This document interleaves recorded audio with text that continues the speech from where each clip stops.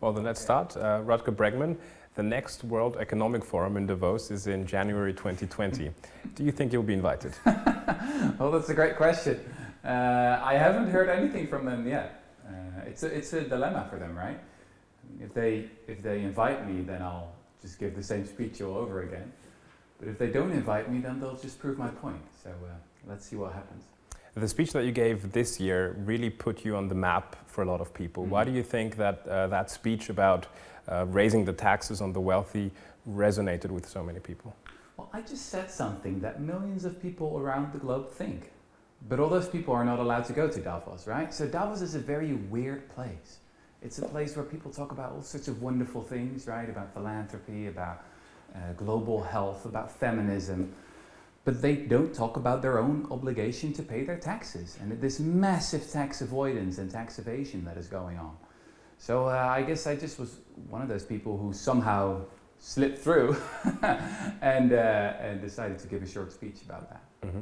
You have a couple of very prominent ideas that you stand for, and I want to take out three of those, which you also mention in your book, which are a universal basic income, mm-hmm. Worldwide open borders, and also a 15-hour work week. Can you explain to us why you believe in those ideas, mm-hmm. and especially how they're going to work? Well, these are all obviously quite radical and sort of crazy ideas even. But the first thing to remember here is that every milestone of civilization, everything that we're used to right now, say democracy or the end of slavery or equal rights for men and women, these were all fantasies once, right? So progress is the realization of utopias. And the problem today is not so much that we don't have it good, but that we don't know where to go next. So in my book, I try to answer the question, what could be the new utopia, for my generation? What are those radical promises of the future? Something that we can actually strive for. And the book is my answer to that question. And can you explain to us very briefly how you think that is going to work? Sure. It always starts on the fringes. So what you see happening time and time again is that people who are first dismissed as unreasonable, as ridiculous, as crazy, they start developing these ideas and then it starts moving towards the center. We've seen this happening with the idea of universal basic income, which is quite a bizarre idea. It's mm-hmm. about completely eradicating poverty, giving everyone free money, just to make your own choices. You could even call it venture capital for the people, right? And what happened is that just 5 or 6 years ago, it was a completely forgotten idea. And then people started advocating for it. I was surfing on that wave as well. And now it's a quite popular idea. I mean, I was invited to Davos to talk about it. So that's how it happens. It never starts in Davos, it starts on the fringes. Mm-hmm. Now there have been a few experiments where this has been tried and tested. Mm-hmm. A very recent one in Finland, which mm-hmm. started in 2017. You also mentioned it in your book. And this year Finland published first results which show that the unconditional monthly payments did in fact make people happier, mm-hmm. but it didn't raise the employment rate among mm-hmm. those who got this money. Mm-hmm. Does that kind of weaken your argument? I don't think so, actually. The funny thing is that when you say to people, let's implement a basic income, they have two objections. The first thing is, we're all going to stop working because people are naturally lazy or something. And the second thing is, we can't afford this. Then Finland tests this, and it turns out no one stops working, or there's hardly any reduction in working hours. And then people say, oh, it failed because people didn't work more, or whatever. But that wasn't the point. The original objection was people will be lazy and do nothing, right? Mm-hmm. So what I try to show in my book is there is an enormous amount of evidence. We've done a lot of experiments since the 1970s. The Finnish experiment is just one of the smaller experiments, even not the most interesting. There have been much bigger experiments in the US and in Canada in the 70s and the 80s. And time again, we've seen that healthcare costs go down, crime drops, kids do much better in school, and no, people don't turn out to be massively lazy. It's really this venture capital. They make their own choices. They move to a different city, they start a new job, start a new company. It brings a lot of dynamism in the economy. So I think that the evidence is quite positive for basic income. Picking up on your other idea about open borders, if we look at the current political climate in Europe especially, mm-hmm. we see that governments have actually been restricting migration, and we see that they also have been in most cases weakening the welfare state. In this current political climate, one could say you're on the losing side of the debate. who do you think is going to pick up your ideas? Well, there's a couple of things to say about that. I mean, I absolutely agree with you that open borders is definitely the most radical idea in my book, right?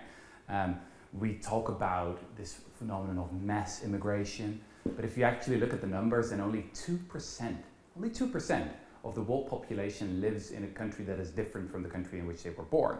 So it's just non-existent.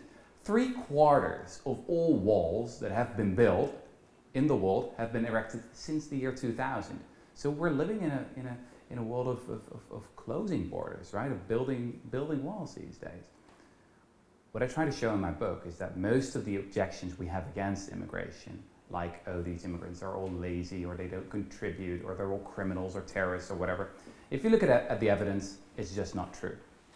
And then it's also my job as a historian to point out that something like a nation state or borders as we have them now, this system of global apartheid basically, is a quite recent invention, of the 19th century. And it doesn't have to be this way.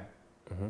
And if it doesn't have to be this way, then something has to change, of course. So who do you see really enforcing those ideas? Do you think it's the youth generation of today, if you look at the Fridays for Future movement, for example? Oh, it's such an incredibly exciting time we're living in, right?